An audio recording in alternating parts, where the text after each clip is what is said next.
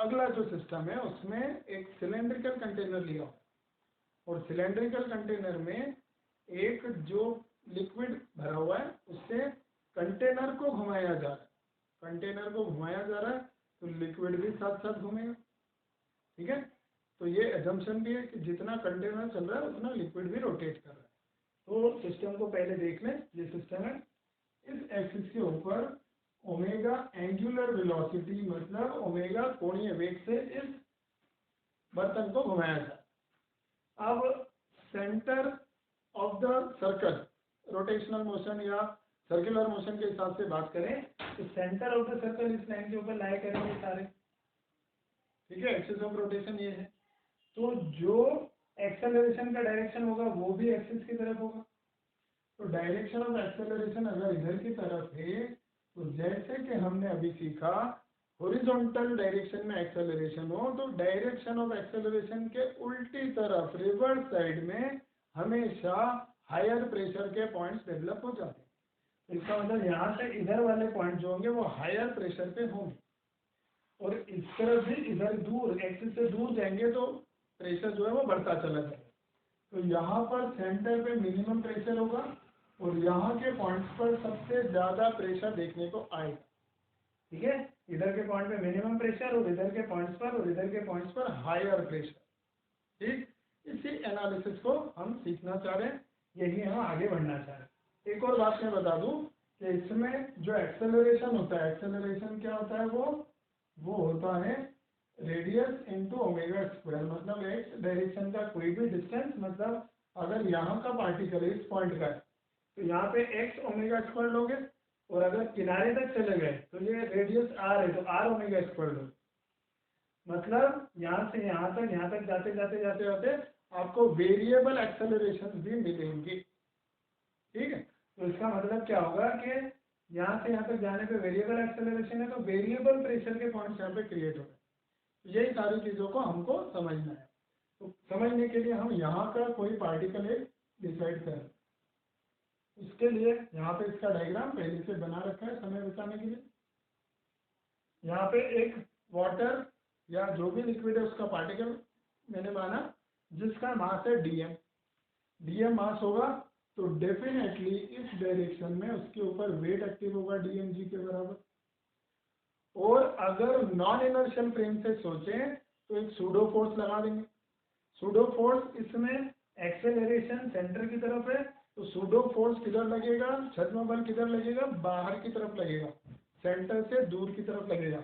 मतलब इस डायरेक्शन में एक इस पर सूडो फोर्स हम लगा देंगे जो कि डीएम, और पार्टिकल को यहाँ से एक्स डिस्टेंस पर माना है हमने, तो डीएम एक्स ओमेगा स्क्वायर इसके ऊपर सूडो फोर्स एक्टिव होगा इस वाले पर। That depends on x also, x की वैल्यू पर भी डेफिनेटली डिपेंड करेगा ही करेगा। अब यहाँ पर नॉर्मल रिएक्शन कंसिडर करें इधर। ठीक है, तो फिर इक्वेशन हम क्या बनाएंगे, देखो ये एंगल थीटा है तो इधर भी थीटा होगा। ज्योमेट्री थोड़ी आप देख लेना, यहाँ पे टेंजेंट ड्रॉ किया है, टेंजेंट का एंगल है थीटा, उसी के थ्रू ये सारे एंगल्स निकाल लेंगे। ठीक है, मतलब ये थीटा होगा, ये 90 माइनस थीटा, ये थीटा और ये भी थीटा होगा ना। ज्योमेट्री हमेशा इंपॉर्टेंट होती है, कभी कभी बच्चे इसी में अटके रहते हैं, तो इसको क्लियर करना। अगर ये अभी समझ में नहीं आया थीटा तो उसको पिक्चर को रोक के आप देखो।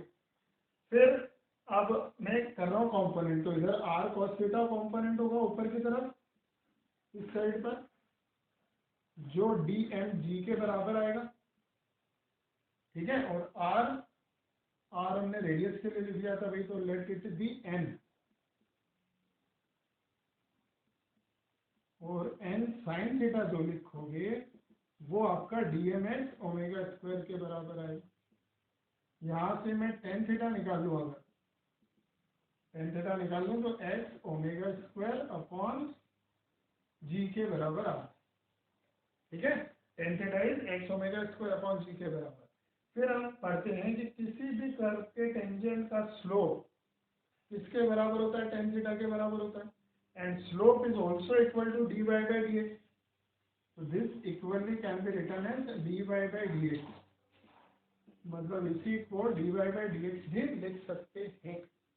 अब मैं क्या करने जा रहा हूँ, यहाँ से y और x को रिलेट करने के लिए इस इक्वेशन को इंटीग्रेट कर ले।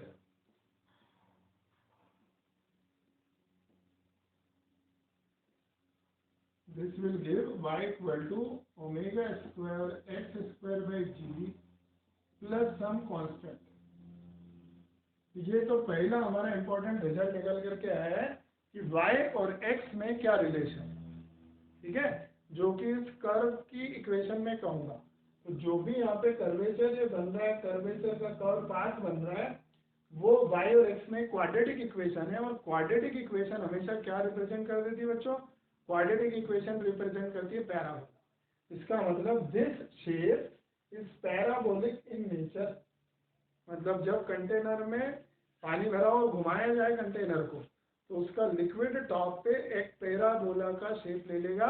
और 3D में इसको क्या बोलेंगे? पैराबोलाइड बोलेंगे। मतलब परवलयाकार आकार का शेप ऊपर टॉप पे बने। ये इक्वेशन क्या रिप्रेजेंट कर रही है? Parabolic shape.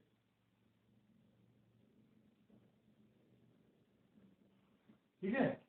अब पैराबोलिक शेप का मतलब क्या? y और x के हिसाब से c की वैल्यू चेंज होती है। जैसे कि मैं x इक्वल टू आर ले लूँ।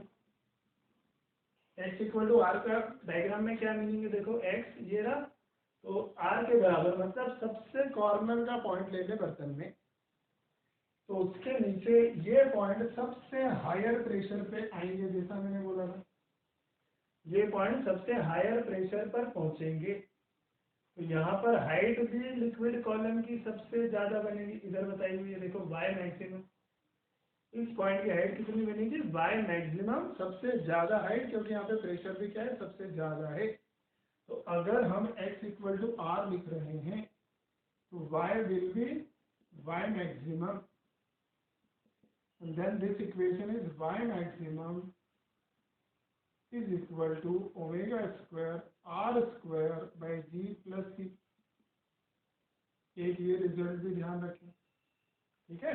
ये थीटा को उधर का हटा दे रहे हैं हम, इसको ना इधर का थीटा। अब सेंटर पॉइंट पे आ जाते हैं, यहाँ पर आ जाते हैं। तो यहाँ पर y मिनिमम आएगा, यहाँ पर y क्या मिनिमम आएगा, और x की वैल्यू क्या हो जाएगी? 0 हो जाएगी। तो सेंटर पॉइंट पर पहुंचे तो y मिनिमम लिखेंगे। y मिनिमम इसके हिसाब से ओमेगा स्क्वायर, तो ये तो 0 हो गया, प्लस c। इसका मतलब c की वैल्यू भी हमने अब निकाली है। तो y मैक्सिमम में भी करेक्शन कर देते हैं फिर। y maximum is equal to omega square r square g plus y minimum. मतलब सेंटर पॉइंट से जितनी डेप्थ होगी उसके अकॉर्डिंग y मैक्सिमम की वैल्यू भी डिपेंडेंट आएगी, और इस तरह से दोनों रिलेटेड होंगे, ठीक है।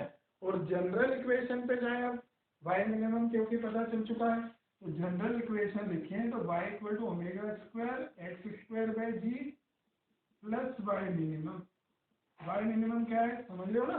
y मिनिमम मतलब जो सेंटर पॉइंट होगा उसकी बॉटम पॉइंट से हाइट है।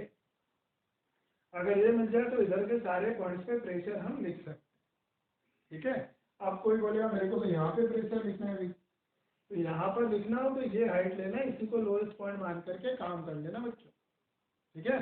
तो ये क्या है, हर पॉइंट के लिए हम अब इस इक्वेशन के थ्रू y को x से रिलेट करके इक्वेशन लिख सकते हैं, है ना। प्रेशर लिखना तो आपने सीखा ही हुआ है। यहाँ का प्रेशर लिखना होगा तो आप क्या करोगे? y मैक्सिमम तो P not plus y maximum rho g, P not plus y maximum rho g लिखोगे।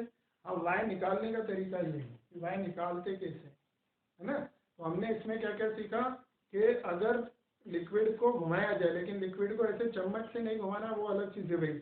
ये कैसे घुमाना है? कंटेनर को पूरे को घुमाना है और लिक्विड उसके साथ में घूमता हुआ मानना है। कंटेनर के साथ में जब लिक्विड घूमेगा तो इस तरह का कर्वेचर आएगा जो पैराबोलॉइड होगा, और उसकी इक्वेशन में लिखिए अलग अलग पॉइंट पर y और x को रिलेट किया, और y जब मिल जाता है तो हम हर जगह का प्रेशर भी क्या करते हैं? लिख पाते हैं। ध्यान रखो।